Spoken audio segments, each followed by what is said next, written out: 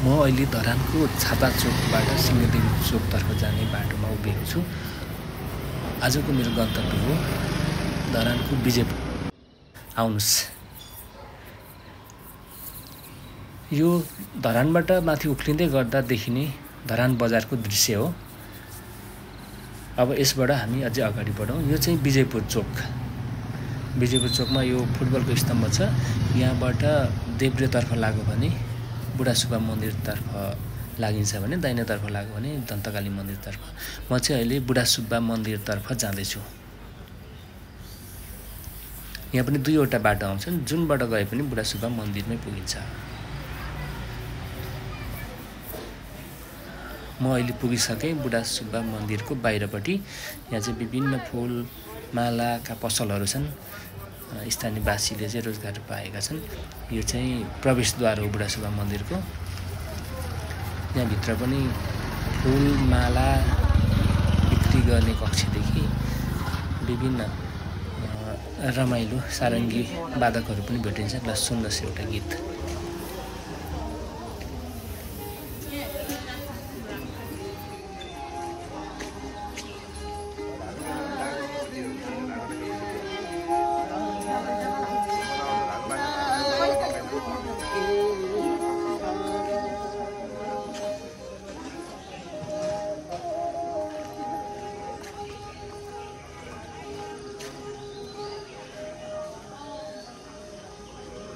यहाँ भित्ताभरि रङ्गी चङ्गी मालाहरू बाँधिएको देख्नुभएको छ नि। यो चाहिँ खास प्रेमको प्रतीकका रूपमा लिइन्छ। यसभन्दा अगाडि यहाँ बुढा सुब्बामा रहेका बाँसमा चाहिँ आफ्नो र आफ्नो प्रेमी प्रेमिकाको नाम खोपेर प्रेम अमर बनाउने भन्ने गरिन्थ्यो। तर पछिल्लो समय बाँस मर्न थालेपछि यसरी माला बाँध्न थालिएको हो। अहिले पनि त्यहाँ आउनेले चाहिँ आफ्नो प्रेम अमर प्रेमको कामना गर्दै यसरी मालाको डोरी बाँसको वरिपरि बाँध्ने गरेका छन्। त्यहाँ आएर रमाइलो गर्ने, फोटो खिच्नेहरू हरेक दिन जस्तो हुन्छन्। यो चाहिँ बुढा सुब्बा मन्दिर परिसर हो। यहाँ यसो मान्छेहरू बस्ने ठाउँ पनि छ। घन्टीहरू झुन्डाएका छन्।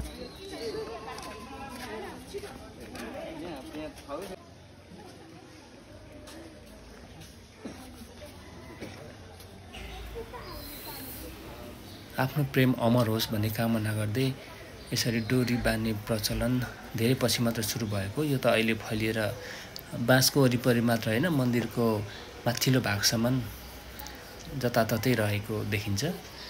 बुढा सुब्बाको मुख्य मन्दिर चाहिँ यो हो। यसमा चाहिँ कुखुरा बलि चढाइने गरिन्छ। यहाँ मगर समुदायका पुजारीहरूले, आले मगरहरू हुनुहुन्छ, उहाँहरूले चाहिँ पुजारी हुनुहुन्छ। उहाँले पूजा गर्दै आउनुभएको छ वर्षौँदेखि।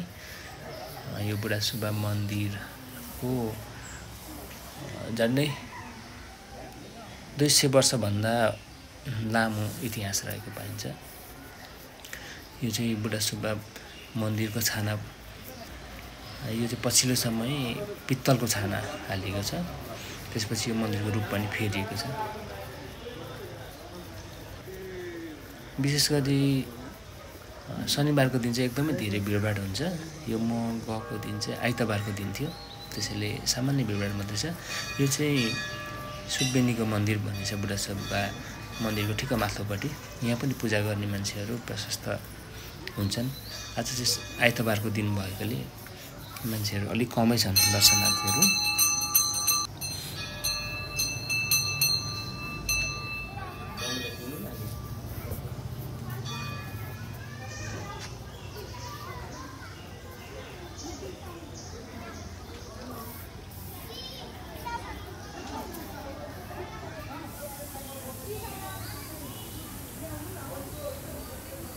मन्दिरको भित्र यसरी पूजा भइरहेको छ।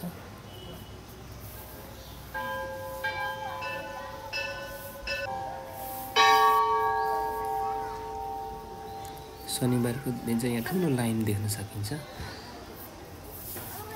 परैबाट 100-200 भन्दा बढी मान्छेहरू लाइनमा बसेर पाली पालो पूजा गर्नुहुन्छ। यसरी विभिन्न व्यक्तिले भाकल गरेर कसैले घन्टी कसैले अन्य कुराहरू चढाउने गर्नुहुन्छ। फुलपाती चढाउने हुनुहुन्छ अनि कसैले चाहिँ कुखुरा ल्याएर बलि दिनुहुन्छ।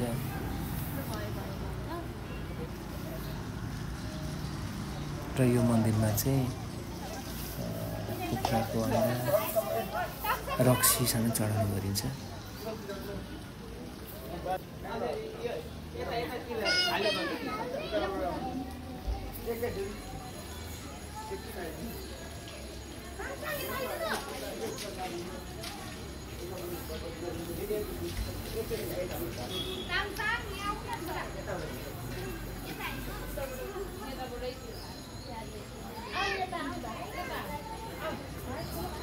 मन्दिरको भित्र चाहिँ यस्तो माटोको ढिस्को रहेको छ।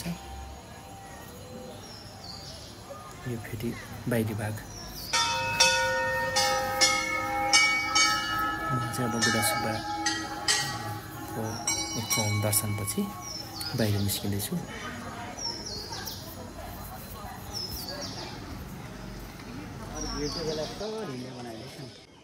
बुढा सुब्बापछि विजयपुरको अर्को प्रसिद्ध मन्दिर दन्तकालीमा पुगेको छु म अहिले। यो चाहिँ पौराणिक हिसाबले पनि एकदमै महत्त्वपूर्ण मन्दिर हो।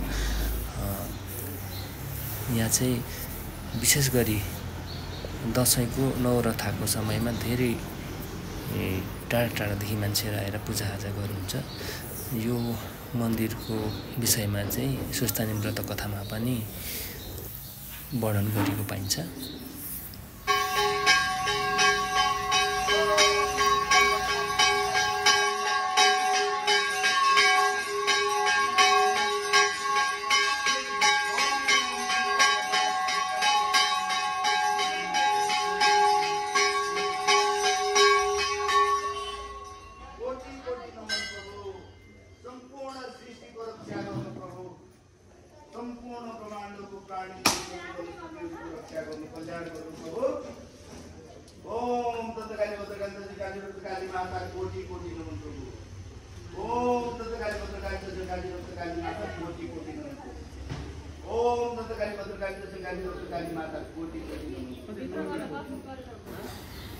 यस मन्दिरमा पनि दर्शनार्थीहरू यसरी आफ्नो शैलीमा पूजा अर्चना गरिरहनु भएको छ।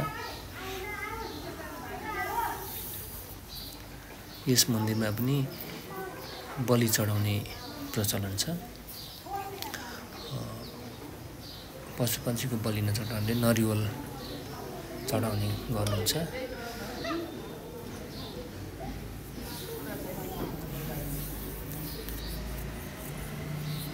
विजयपुरका बुढा सुब्बा, दन्तकाली र पिण्डेश्वर प्रमुख यी 3 मन्दिरले चाहिँ आन्तरिक धार्मिक पर्यटकहरूलाई आकर्षित गर्ने गरेको छ। यी मन्दिरहरूमा नेपालका विभिन्न जिल्लाबाट मात्र नभएर भारत, बङ्गलादेश लगायतका पर्यटकहरू समेत आउने गरेका छन्। यसबाट धरानको आन्तरिक पर्यटनमा टेवा पुगेको छ। यसबाट स्थानीयवासीलाई रोजगारीको अवसर पनि सिर्जना भएको पाइन्छ।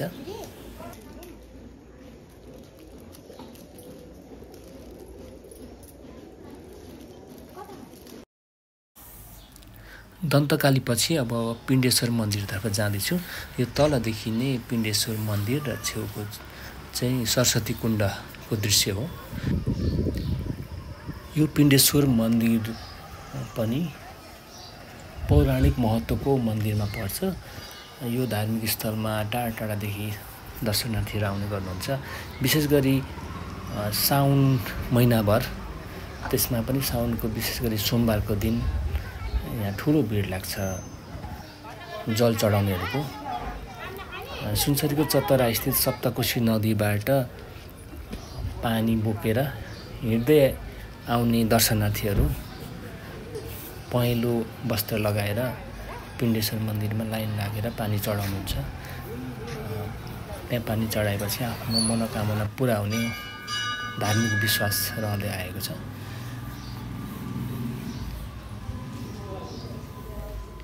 म मन्दिरभित्र प्रवेश गर्दैछु।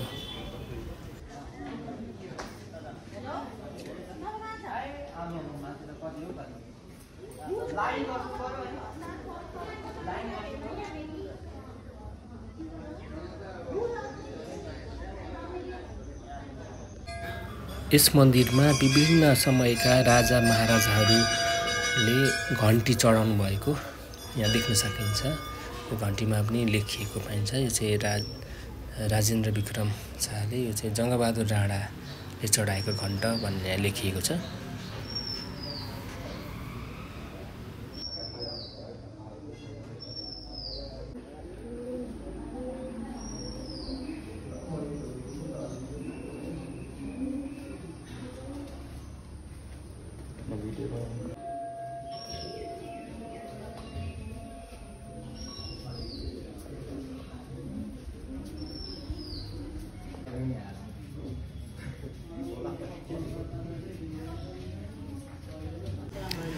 विजयपुर क्षेत्रमा यी 3वटा मन्दिरको भ्रमण गऱ्यौँ।